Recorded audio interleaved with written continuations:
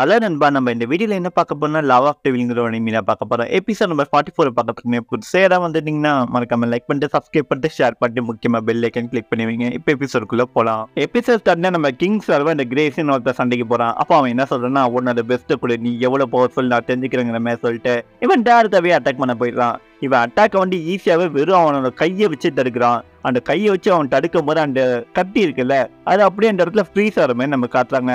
அதை பார்த்து அவனும் என்னடா இவன் இவ்வளோ பவர்ஃபுல்லாக இருக்கான், இன்னும் மேஜிக்கில் இப்படி யூஸ் பண்ணுறாங்கிற மாதிரி பார்த்துட்டு இருக்கான். அப்போ தூரமாக அப்படியே தள்ளி போய் தள்ளி விடுறான்.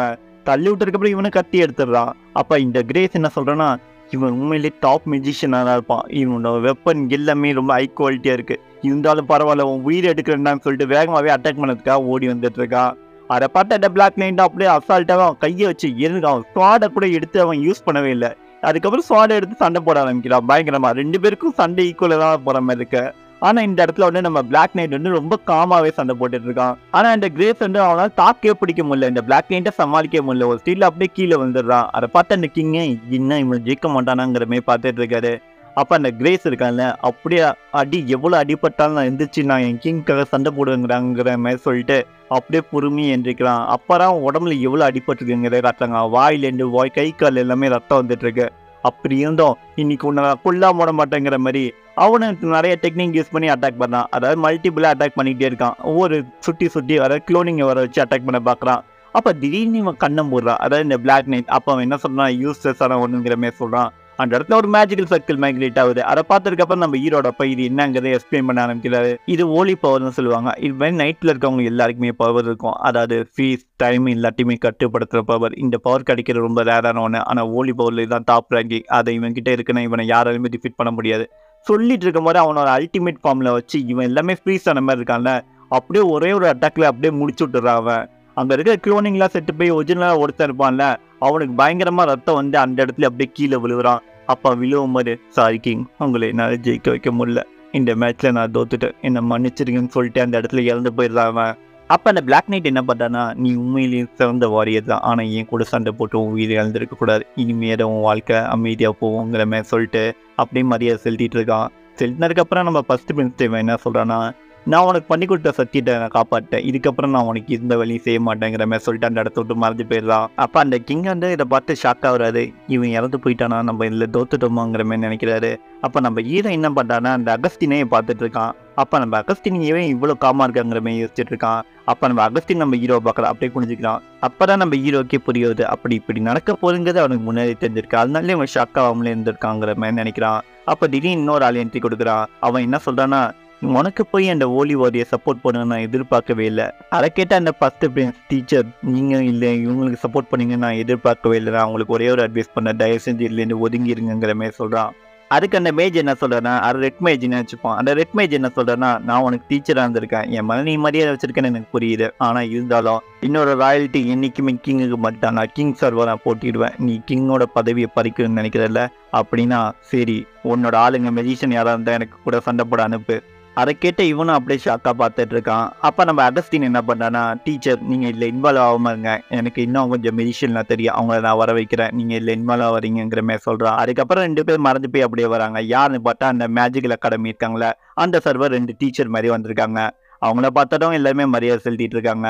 அப்போ நம்ம ஹீரோ இதெல்லாம் பார்த்து இவங்க டாப் பொசிஷனாக இருப்பாங்க, மேஜிக் யூனியன் இருக்கு, அவங்க வந்ததுக்கு உண்மையான காரணம் இதுதான், அப்போ என்ன பார்க்கறதுக்காக அவன் கண்டிப்பாக வரலங்கிற மாதிரி யோசிச்சுட்டு இருக்கான். இப்போ நம்ம ஹீரோ என்ன நினைக்கிறான்னா இதை பார்த்ததுக்கு அப்புறமா என் அப்பா இவ்வளோ காமாக இருக்காருன்னா ஃபர்ஸ்ட் பிரின்ஸ் சப்போர்ட்டாக வேறு ஏதாவது ஒரு மெஜிஷியன் இருக்காங்கன்னு தெரியும், அது யார் நான் தெரிஞ்சுக்கிட்டே ஆனோம் நம்ம ஹீரோ யோசிக்கிறான். அப்போ அந்த மேஜ் இருக்காங்களா அவங்கலாம் வந்து சரி ஓகே என் கூட சண்டை போகிறதுக்கு ஏதாவது மெஜிஷியன் இருக்காங்களா. அதை கேட்டானா இந்த ஃபர்ஸ்ட் பிரின்ஸ் என்ன சொல்கிறான்னா எவ்வளோ தைரியம் இருக்கும், மேஜிக்கல் இல்லை எனக்கு எதிராக இருக்கீங்களா, அவங்க ஷேர்மன் எங்களை ஃப்ராவுன்னு ஆசைப்படுறான்னா.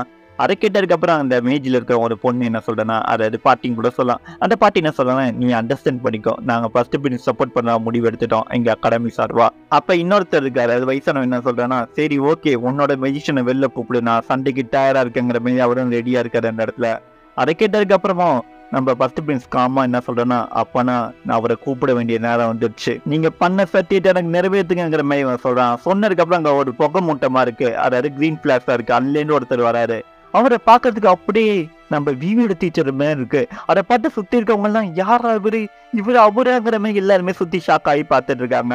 இவர் வந்ததுக்கு அப்புறம் என்ன பண்றாங்க, அவர் செத்து போய் கிடக்குறாங்க அந்த கிரேஸ். அவனோட மேஜிக் பவரை வச்சு ஏதோ ஒரு இடத்துக்கு அவரை வந்து டெலிபோர்ட் பண்ற மாதிரி தெரியுது. அந்த வயசான மேஜ் இருக்கால, இவரை பார்த்ததுக்கு அப்புறம் நீங்க செத்து போயிட்டீங்கன்னு சொல்றாங்க. ஆனா நீங்க எப்படி உயிரோடு இருக்கீங்க, இங்க என்ன நடக்குது? அந்த சுத்தி இருக்கவங்க எல்லாருமே இதே சீட்ல கேட்டு இருக்காங்க. அப்ப இவர் செத்து போலையே, இன்னும் உயிரோடு தான் இருக்காரா? எல்லாருமே யோசிச்சு பார்த்துட்டு இருக்காங்க. நம்ம ஹீரோவும் இவரு பார்த்த நம்ம விவியோட டீச்சர் மாதிரி தான் இருக்காரு. ஆனா நம்ம விவியோட டீச்சர் ஆல்ரெடி செத்து போயிட்டாரு, என் கண்ணு முன்னாடி செத்து போனாரு. இவரு கண்டிப்பா விவியோட டீச்சர் இல்ல. அப்ப அவர் என்ன வந்து சொல்றாருன்னா, நீங்க எவ்வளவு தைரியம் தான் ஃபர்ஸ்ட் பிரின்ஸ் எதிர்ப்பீங்கிற மாதிரி கேட்டுட்டு இருக்காரு. அதை கேட்டதுக்கு அப்புறம் அந்த வயசான மேஜ் அப்படியே மண்டிக்கிட்டு, நான் மன்னிச்சிருக்கேன், நான் அதுவும் தப்பு பண்ணல, நம்ம அகாடமி சார்பாக இந்த முடிவு எடுத்திருக்காங்க, என்னால எதுவுமே தட்ட முடியலங்கிற மாதிரி சொல்லிட்டு இருக்காங்க. அந்த வயசான மேஜ் என்ன பண்றாங்கன்னா, நம்ம ஹீரோட அப்பாட்ட ஒரு கேள்வி கேட்கறாங்க. உங்க பையன் எங்கள்கிட்ட செத்து போயிட்டு சொன்னவன் எப்படி உயிரோட வந்திருக்காரு, இது என்ன நடக்குதுன்னு ப்ளீஸ் எக்ஸ்பிளைன் பண்ணுங்கிற மாதிரி கேட்கறாங்க. அதுக்கு நம்ம ஹீரோட அப்பாவும் யோசிச்சு பார்த்து என்ன நடந்ததுன்னு சொல்லுவாங்கிற மாதிரி கேட்கிறாரு. சுத்தி இருக்கவங்க எல்லாம் நம்ம ஹீரோ என்ன சொல்ல போறாங்கிறத ஆர்வமா பார்க்கறதுக்காக எல்லாருமே நம்ம ஹீரோவை பார்த்துட்டு இருக்காங்க, என்ன சொல்ல போறாங்கிற மாதிரி. அப்ப நம்ம ஹீரோவும் என்ன யோசிக்கிறோன்னா, இந்த ஆள் கண்டிப்பா நம்ம விவியோட டீச்சர் கிடையாது. ஆனா அதை நான் இப்ப சொல்லியும் என்னால முடியாது. நான் அப்படி இவர் தான் விவியோட டீச்சர்னு ஒத்துக்கிட்டேன்னா ஃபர்ஸ்ட் பிரின்ஸுக்கு நான் வந்து நிறைய வந்து டாமினேஷனா இருப்பாரு, செகண்ட் பிரின்ஸ் டவுன் ஆயிடுவாங்க. இது சர்வ நம்ம அப்பாவுக்கும் நிறைய பெனிஃபிட் கிடைக்கும். ஆனா எனக்கு என்ன கிடைக்கும், பொய் சொன்னங்கிற அவமானம் மட்டும்தான் கிடைக்கும். அது எனக்கு தேவையே இல்லை சொல்லிட்டு நம்ம ஹீரோ அந்த இடத்துல சிரிச்சுக்கிட்டு என்ன சொல்றேன்னா, எவ்வளவு ஃபன்னியான விஷயம், எவ்வளவுக்கு பெரிய கிரேட் மெஜிஷியன் அவரோட ஐடென்டிட்டியை நான் ப்ரூவ் பண்ணுமாங்கிற மாதிரி நம்ம ஹீரோ கேட்டுட்டு இருக்கான். அதை கேட்டதுக்கு அப்புறம் இந்த ஆளு கடுப்பாயிட்டு என்ன சொல்றேன்னா, அப்படின்னா ஓகே, எவன் வந்து என் கூட சண்டை போட போறீங்க, நான் தான் ஒரிஜினல்ங்கிற ப்ரூவ் பண்ணுறதுக்குங்கிற மாதிரி கேட்கறான். அப்ப அங்க இருக்க அந்த வயசான மேஜ் என்ன சொல்றேன், நான் அவங்க கூட சண்டை போட விருப்பப்படல, நீங்க உங்களை எகென்ஸ்டா நான் எதுவுமே பண்ண முடியாதுங்க மாதிரி சொல்லிட்டு இருக்கலாம். அதை பார்த்து அஜஸ்டினா லைட்டா கடுப்பாரான். அப்ப நம்ம வயசான மேஜ் இருக்காங்கல்ல, அவங்க டேரக்டாவே நான் ஒன்னு அட்டாக் பண்றேன், நீ உண்மையா பொய்யாங்கிற நான் கண்டுபிடிக்கிற மாதிரி சொல்றாங்க.